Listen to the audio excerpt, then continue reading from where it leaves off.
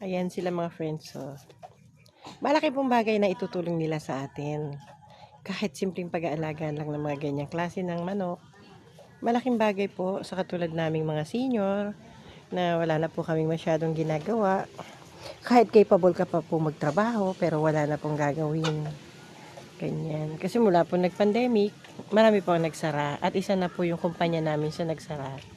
And thank God, kasi mga anak ko naman, lahat sila may trabaho na.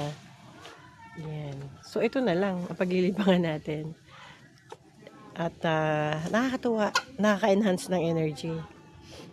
Kakaroon ka ng boost na sige lang yung everyday routine mo, nabuboost mo. Yan.